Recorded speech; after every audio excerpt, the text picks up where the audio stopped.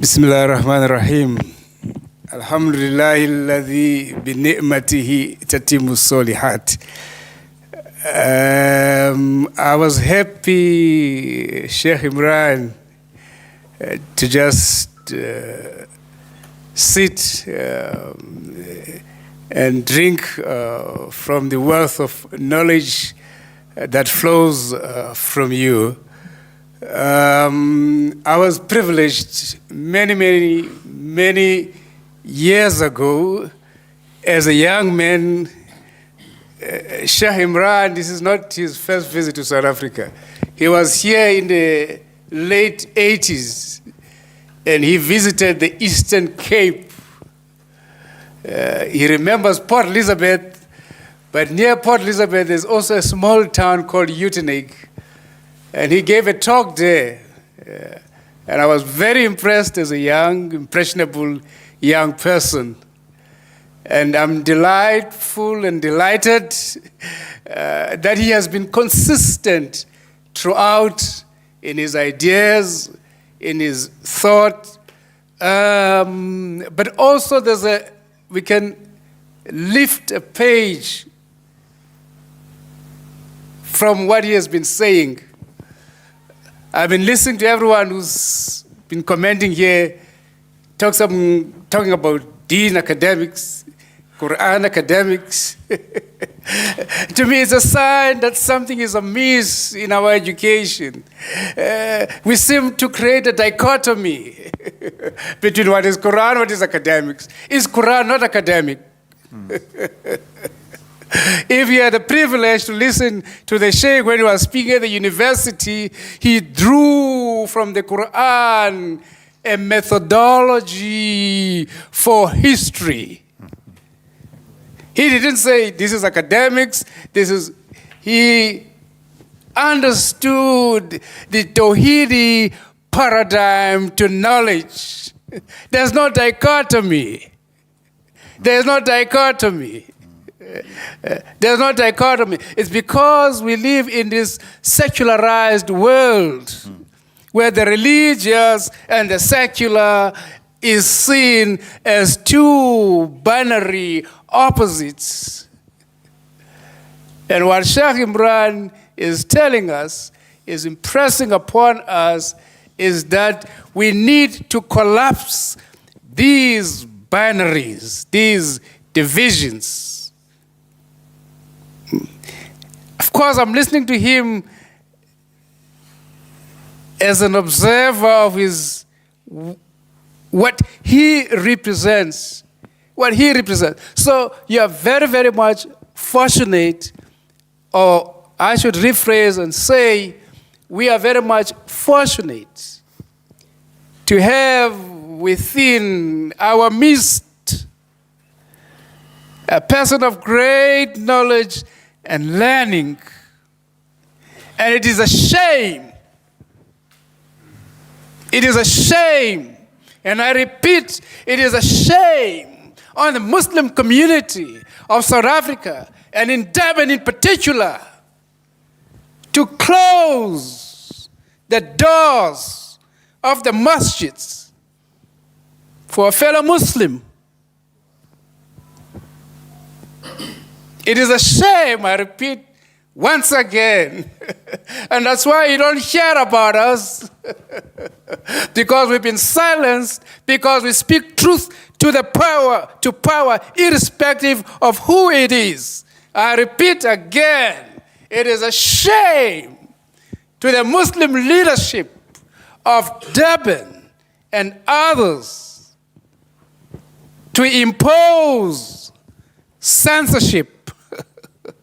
The apartheid government censored thinkers, censored critical thought, and you are doing the same. And how different are you from the apartheid government? It is a shame on the Muslim leadership. Even if you differ with the ideas, but you must be big enough to open the table for discussion, dialogue, conversation, even if you differ.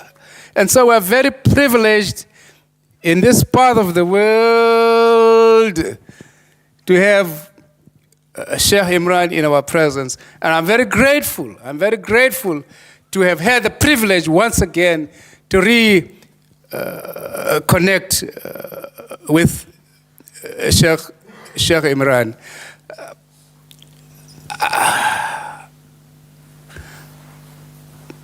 بدأ الإسلام غريبا فسيعود غريبا كما بدأوا فطوبى للغرباء. And I want the Sheikh to comment on that. Shukran jazilan.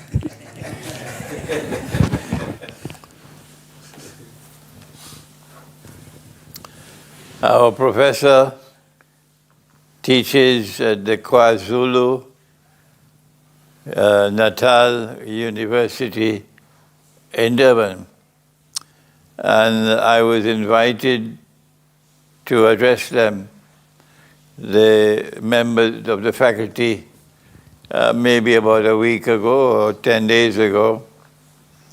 And he was invited to respond to my address.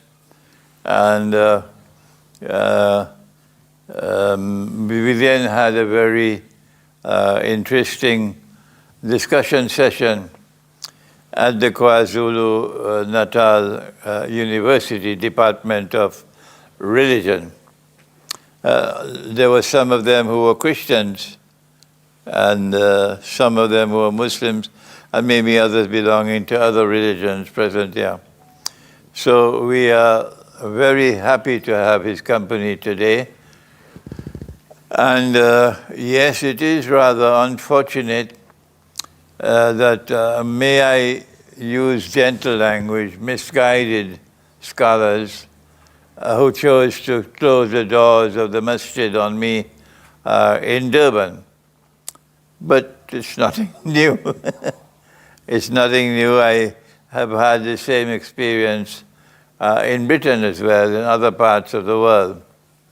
And the reason why we have this negative response is because the scholars who have graduated from these institutions of Islamic learning called the Darul Uloom are a people who consider knowledge to be a package, and the package is sealed.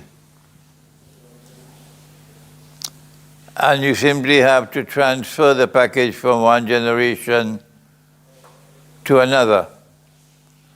And you pass your exam, and you graduate as an alim. I never knew. I learned for the first time that they suddenly call an alim examination. I never knew there was such a thing. And if you pass the examination, you graduate as an alim. I never knew that at all. Absolutely new knowledge for me. I thought an alim is one that is recognized as a man of learning. And you are conferred the title by your peers. By your peers, those who are learned. When they recognize you to have learning, you're no longer a green banana. You may have passed your exams, but you're still a green banana.